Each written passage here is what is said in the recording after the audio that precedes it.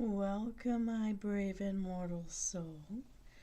It is a tuck and chill type of evening, except there's such a blizzard going on in the northern hemisphere. Some of us really just need to soak and chill. So, get into a hot tub, a hot water bathtub, or if you're lucky, a heated pool.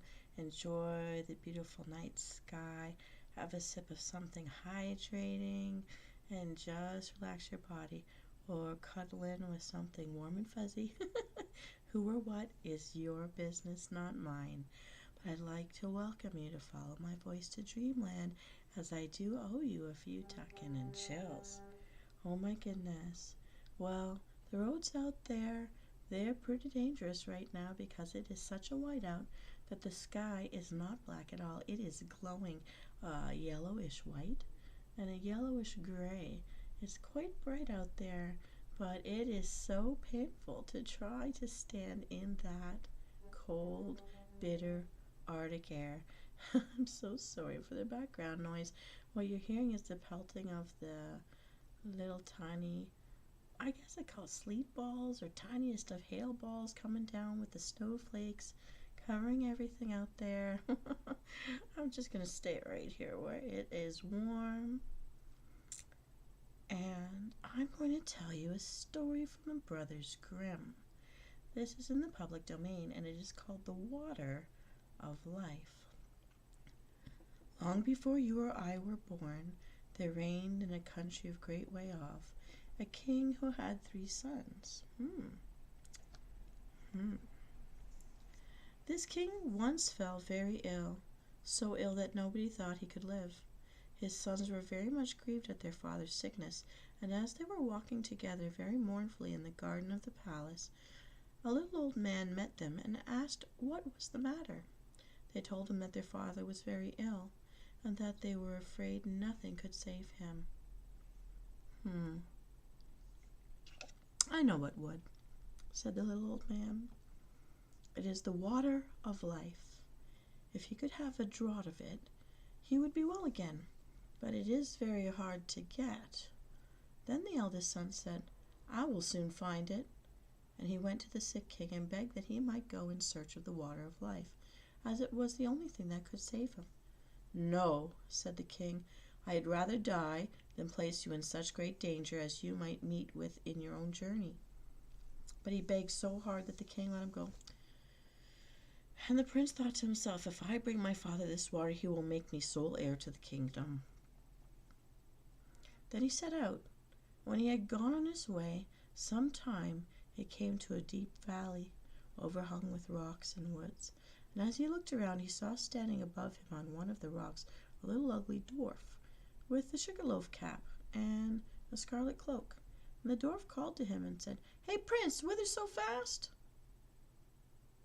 What is that to thee, you ugly imp? Said the prince haughtily, and he rode on.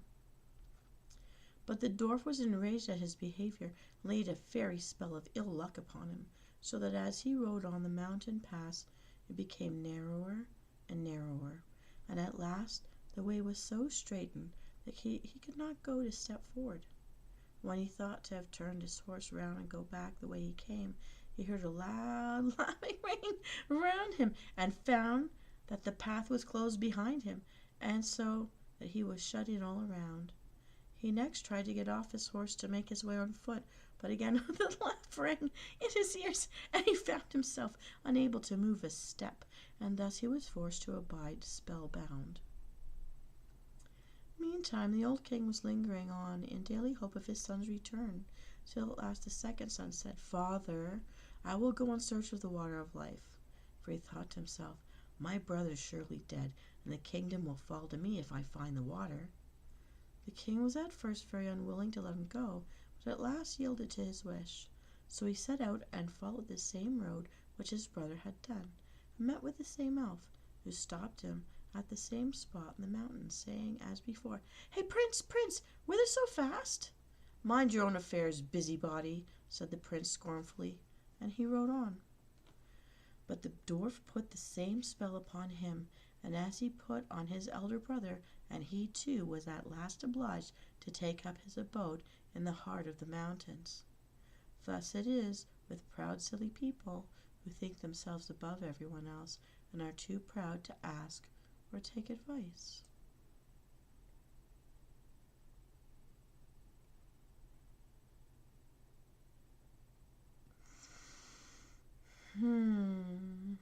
When the second prince had thus been gone a long time, the youngest son said he would go and search for the water of life, and trusted he should soon be able to make his father well again. So he set out, and the dwarf met him too, at the same spot in the valley, among the mountains, and he said, "Prince, whither so fast?" And the prince said, "I'm going in search of the water of life, because my father is ill and like to die. Can you help me? Pray be kind and aid me if you can." "Do you know where it is to be found?" "No," said the prince, "I do not. Pray tell me if you know." "Then as you have spoken to me kindly, and are wise enough to seek for advice, I will tell you how and where to go. The water you seek springs from a well in an enchanted castle, and that you may be able to reach it in safety, I will give you an iron wand and 2 little loaves of bread. Strike the iron door of the castle 3 times with the wand, and it will open. 2 hungry lions will be lying down inside, gaping for their prey, but if you throw them the bread, they will let you pass. Then hasten on to the well and take some of the water of life before the clock strikes 12, for if you tarry longer, the door will shut upon you forever." Then the prince thanked this little friend with a scarlet cloak for his friendly aid, and took the wand and the bread, and went traveling on and on over sea and over land, till he came to his journey's end, and found everything to be as the dwarf had told him. The door flew open, and at the 3rd stroke of the wand, when the lions were quieted, he went on through the castle and came at length to a beautiful hall. Around it he saw several knights sitting in a trance. Then he pulled off the rings and put them on his own fingers. In another room he went, and he saw a table with a sword and a loaf of bread, which he also took. Further on he came to a room where a beautiful young lady sat upon a couch. She welcomed him joyfully and said if he would set her free from the spell that bound her, the kingdom should be his, if he would come back in a year and marry her. Then she told him that the well that held the water of life was in the palace gardens, and bade him to make haste and draw what he wanted before the clock struck 12. He walked on, and as he walked through beautiful gardens he came to a delightful shady spot in which stood a couch. He thought to himself, as he felt tired, that he would rest himself for a while and gaze on the lovely scenes around him. So he laid himself down and slept. Oh, he fell upon him unawares, and so that he did not wake up till the clock was striking 11:45. Then he sprang up from the couch, dreadfully frightened, ran to the well, filled a cup, and standing by him, full of water, and hastened to get away in time. Just as he was going out of the iron door, it struck 12, and the door fell so quickly upon him that it snapped off a piece of his heel. Oh. One more second. He found himself safe. He was overjoyed to think that he had got the water of life, and as he was going on his way homewards, he passed by the little dwarf, who, when he saw the sword and the loaf, said, "You've made a noble prize. With the sword you can have a blow slay whole armies, and the bread will never fail you." Then the prince thought to himself, "I cannot go home to my father without my brothers." So he said, "My dear friend, cannot you tell me where my 2 brothers are, who set out in search of the water of life before me and never came back?" "I've shut them up by a charm between 2 mountains," said the dwarf, "because they were proud and ill-behaved and scorned to ask advice." The prince begged so hard for his brothers that the dwarf was at last setting them free, though unwillingly, saying, "Beware of them, for they have bad hearts." Their brother, however, was greatly rejoiced to see them, and told them all that had happened to him, how he had found the water of life, and had taken a cup full of it, and how he had set a beautiful princess free from a spell that bound her, and how she had engaged to wait a whole year and then to marry him, and to give him the kingdom. Then they all three rode on together, and on their way home came to a country which was laid waste by war and dreadful famine, so that it was feared all must die for want. But the prince gave the king of the land the bread, and all his kingdom ate of it, and he lent the king the wonderful sword, and he slew the enemy's armies with it. Thus the kingdom was once more in peace and plenty. In the same manner he befriended 2 other countries through which they passed on their way. When they came to the sea, they got into a ship, and during their voyage the 2 eldest said to themselves, "Our brother has got the water which we could not find. Therefore our father will forsake us and give him the kingdom, which is our right." So they were full of envy and revenge, and agreed together how they would ruin him. Then they waited till he was fast asleep, poured the water of life out of the cup, and took it for themselves, giving him bitter sea water instead. When they came to their journey's end, the youngest son brought his cup to the sick king, that he might drink and be healed.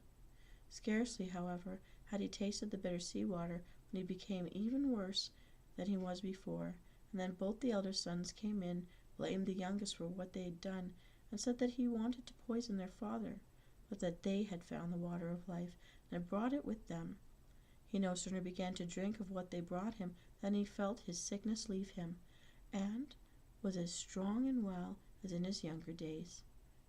Then they went to their brother and laughed at him and said, "Well, brother, you found the water of life, did you? You have the trouble, and we shall have the reward. Pray, with all your cleverness, why did you not manage to keep your eyes open? Next year one of us will take away your beautiful princess, if you do not care to take care, and you'd better say nothing about this to our father, for he does not believe a word you say, and if you tell tales, you shall lose your life into the bargain. But be quiet, we'll leave you off."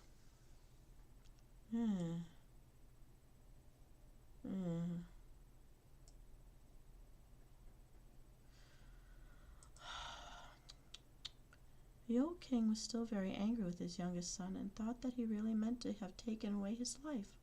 So he called his court together and asked what should be done, and all agreed that he ought to be put to death.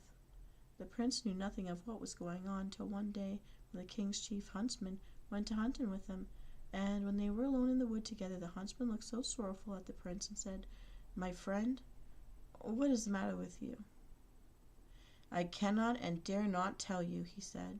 But the prince begged very hard, and he said, "Only tell me what it is, and do not think I shall be angry, for I will forgive you." "Alas," said the huntsman, "the king has ordered me to shoot you." The prince started at this and said, "Let me live. I will change dresses with you. You shall take my royal coat to show my father that you did give me your shabby one." "With all my heart," said the huntsman. "I am sure I shall be glad to save you, for I could not have shot you." Then he took the prince's coat and gave him the shabby one, and went away through the wood. Some time after, 3 grand embassies came to the king's old court, with rich gifts of gold and precious stones for his youngest son. Now all these were sent from the 3 kings whom he had lent his sword and loaf of bread, in order to rid them of their enemy and feed their people. This touched the old king's heart, and he thought his son might still be guiltless, and said to his court, "Oh, that my son were still alive! How grieves me that I had killed him!" "He is still alive," said the huntsman, "and I am glad that I had pity on him, but let him go in peace," and brought home his royal cloak. At this the king was overwhelmed with joy, and made it known throughout his kingdom that if his son would come back to his court he would forgive him. Meanwhile the princess was eagerly waiting till her deliverer should come back, and had a road made leading up to her palace of all shining gold, and told her courtiers that whomever came on horseback and rode straight up to the gate upon it was her true lover, and that they must let him in. But whoever rode on one side of it, they must be sure was not the right one, and that they must send him away at once.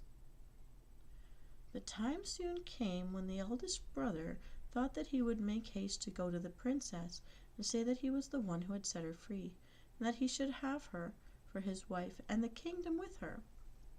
As he came before the palace and saw the golden road, he stopped to look at it, and he thought to himself, "It is a pity to ride upon this beautiful road."